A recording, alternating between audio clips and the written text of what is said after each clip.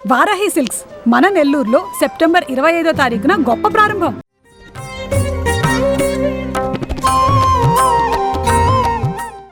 నమస్తే రమ్మ గారు. నమస్తే జయ. దసరా పండుగ రెండవ రోజులోకి వచ్చాను రమ్మ గారు. ఈ రోజు యొక్క అలంకరణ, అమ్మవారి పూజా విధానం ఒక్కసారి మాట్లాడదు. నవదుర్గా విశేషాలలో ఈ రోజున అమ్మవారు బ్రహ్మచారిణిగా పూజింపబడుతుంది. శ్రీశైలం దేవస్థానంలో అమ్మవారికి బ్రహ్మచారిణి స్వరూపంలో అలంకారం చేస్తారు. బ్రహ్మచారిణి అంటే ఈవిడ పరమేశ్వరుని వివాహం చేసుకోవటానికి ముందు అమ్మవారు తపస్సు చేసిందట. ఆమె తపస్సుకు వెళ్తున్న అలంకరణ అన్నమాట. కమండలము అవి పట్టుకుని ఒంటరిగా అప్పటికి వివాహిత కాదు, కానీ ఆమె తపస్సుకు వెళ్తున్న ఆ బ్రహ్మచారిణి స్వరూపంలో ఆరాధిస్తారు. మనం విజయవాడలో అమ్మవారిని గాయత్రి స్వరూపంలో ఆరాధన జరుపుతారు. మనం ఇంట్లో చేసుకునేటప్పుడు కూడా గాయత్రి ఆరాధన చేసుకోవచ్చు. గాయత్రి సంధ్యాదేవత, అంటే సూర్యమండలంలో ఉంటుందని చెప్పబడుతుంది. ఈ గాయత్రి ఒక ఛందస్సుగా చెప్తారు. గాయత్రి ఛందహ అని కొన్ని స్తోత్రాలకు అసలు గాయత్రి ఛందస్సుగా కనపడుతుంది. ఛందో దేవతగా కూడా మంత్ర అధిష్టాన దేవతగా ఉంటుంది. పంచముఖి ఈమె. 5 ముఖాలలో ఉన్నటువంటి స్వరూపం ఇంకెక్కడా కనపడదు మనకి. ఒక్క గాయత్రి మాత్రమే పంచముఖాలలో 5 వర్ణాలలో కనిపిస్తుంది. ముక్తా విద్రుమ హేమ నీల ధవళ ఛాయ అని చెప్తారు. ముక్తా విద్రుమం అంటే ఒకటి ముత్యము, విద్రుమం అంటే పగడము, హేమ నీల ధవళ. హేమ అంటే బంగారపు రంగు, నీలం అంటే నీలపు రంగు, ధవళం అంటే తెలుపు. ముత్యపు రంగు వేరు, తెలుపు వేరు కదా. ఈ 5 ముఖాలతోటి గాయత్రి మనకి జ్ఞానప్రదాయిని. ఆమెని ఆరాధిస్తే ప్రతివాడికి, ఎలాంటి వాడికైనా జ్ఞానం లభిస్తుంది. ప్రత్యేకంగా ఏంటంటే సంధ్యావందన దేవతగా గాయత్రి మంత్రాన్ని కనుక మనకు ఉపదేశిస్తారు. ఇప్పుడు ఇదివరకు అంటే ప్రత్యేకంగా కొంతమందికే గాయత్రి ఉపాసన ఉండేది. ఇప్పుడు అందరూ గాయత్రి మంత్రాన్ని నేర్చుకుంటున్నారు. గాయత్రి పరివారం అని ఒక ప్రత్యేకమైన సమాజం కూడా ఉంది. వీళ్ళు చక్కగా హోమం అది చేస్తారు. ఎలా చేసుకున్నా ఈ రోజున మనం గాయత్రిని ఉపాసిస్తాం. అయితే ఈ అమ్మవారికి ఈమెను 5 రంగుల్లో కనపడుతుంది కదా. ఈసారి నీలం రంగు వస్త్రాన్ని సమర్పిస్తున్నారు. నీలం, ఇప్పుడు నేను కట్టుకున్నలాంటి నీలాల్లో ఉన్నాయిగా 5-6 రకాలు. ఏ నీలపు రంగు వస్త్రాన్నైనా మనం అమ్మవారికి సమర్పించవచ్చు.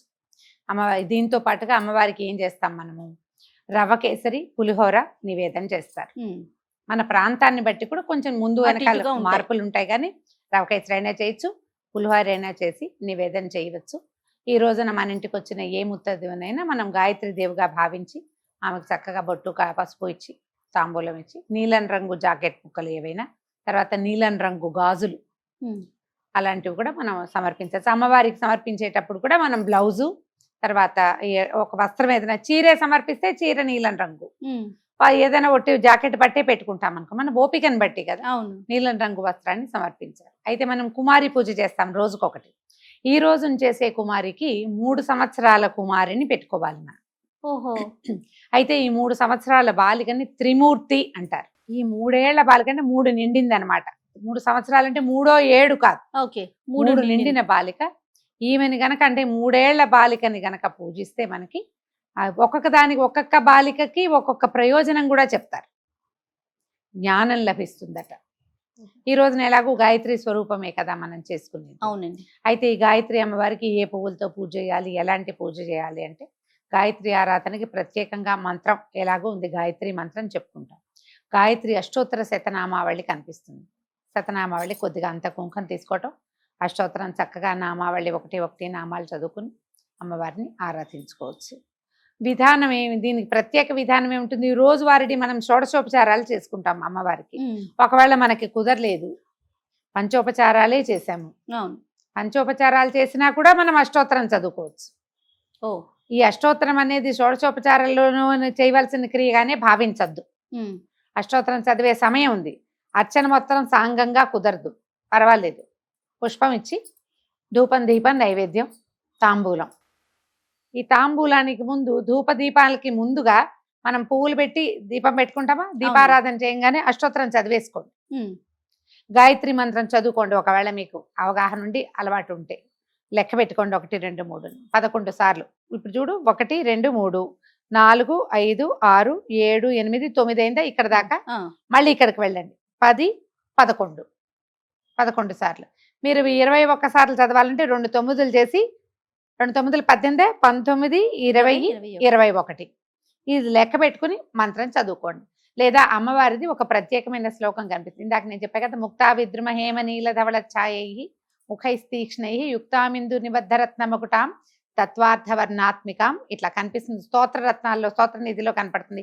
మామూలుగా గాయత్రి ఆరాధన అనగానే ఈ శ్లోకం సంధ్యావందనంలో ఈ ప్రత్యేక శ్లోకం కనిపిస్తుంది. ఆ ఒక్క శ్లోకాన్నైనా మీరు 9 సార్లు 11 సార్లు 21 సార్లు మీ శక్తి ఉండి ఓపిక ఉండి సమయం ఉంటే 108 సార్లు చదువుకోండి. కొద్దిగా కొంచెం పెద్ద శ్లోకం. ఓకే, అష్టోత్తరమే చేయగలిగితే మంచిది. లేదా ఈ శ్లోకాన్నైనా కూడా మీరు 108 సార్లు చేసుకున్నా కూడా విశేషమైన ప్రయోజనం లభిస్తుంది. ఎందుకంటే గాయత్రి మనకి బుద్ధి వికాసాన్ని కలిగిస్తుంది. సూర్యమండలావర్తిగా ఉంటుంది ఈమె. దానివల్ల మనం చూడు రోజు తూర్పు తిరిగి దండం పెట్టు అని చెప్పుకుంటామా, సూర్యుడిని చూస్తూ ఉంటే కూడా బుద్ధి వికాసం కలుగుతుంది. ఈ సూర్యమండలంలో గాయత్రిని భావిస్తే ఇంకా బుద్ధి వికాసం కలుగుతుంది. ఇలా ప్రత్యేక దినాల్లో దేవి సుప్రసన్నత ఉండే కాలంలో గనక మనం ఈ దేవతని పదే పదే ఎక్కువ సార్లు గనక మనం చేసుకుంటే రేపు రాదు కదా, ఈ ఒక్క రోజునే మనం గాయత్రి ఆరాధన చేస్తాం. ఉదయమో సాయంకాలమో మీ అవకాశాన్ని బట్టి 9, 11, 21, 108 సార్లు అమ్మవారి శ్లోకాన్ని చదువుకోండి. ఇంటికి వచ్చిన ముత్తైదులందరినీ ప్రతి వాళ్ళని ఎప్పుడు కూడా ఈ 10 రోజుల్లో దుర్భాషలాడొద్దు, పదునైన మాటలు మాట్లాడకండి, పోట్లాటకి దారితీసే ఏ అవకాశాన్ని తీసుకోవద్దు. సాధ్యమైనంత నిశ్శబ్దంగా ఉండండి. చక్కగా ఏదైనా స్తోత్రం చదువుకోవటం, అమ్మవారికి మనం చేయగలిగిన నివేదన రవకేసరి పులిహోర ఎలాగో ఇస్తారు. నీలం రంగుతో ఒక్క వస్త్రాన్నైనా సమర్పించి అమ్మవారిని ఆరాధించుకుందాం. రమ్మగారు, ఏమైనా ప్రత్యేకమైన నియమాలు పాటించాలండి ఇప్పుడు ఈ 10 రోజులు కూడాను? సాధారణంగా మనము దీక్ష అని పెట్టుకుని ఈ 10 రోజులు మనం పూజ చేసుకుంటాం అనుకుంటే దానికి సాధారణ నియమం ఏకభుక్తం, భూసైనం, బ్రహ్మచర్యం. ఏకభుక్తం అంటే ఒక పూట తినటం, పొద్దున ఏదైనా ప్రసాదంగా తీసుకుని రాత్రికి భోజనం చేయటం, సాయంకాలం పూజ అయిన తర్వాత. భూసైనం అంటే సాధారణ భర్తలతో కలిసి పడుకోకూడదు, మంచం మీద పడుకోకుండా ఉంటే మంచిది. ఏ నడునొప్పో బాధ ఉన్న వాళ్ళ పరిస్థితి వేరే. మూడోది బ్రహ్మచర్యం, ఇది తప్పదు. అయితే మనం ఏకభుక్తం అని చెప్పినప్పుడు మాంసాహార విసర్జన అవసరమే. ఈ 10 రోజులు చేయకుండా ఉండటమే మంచిది. నమస్తే రమ్మగారు. నమస్తే.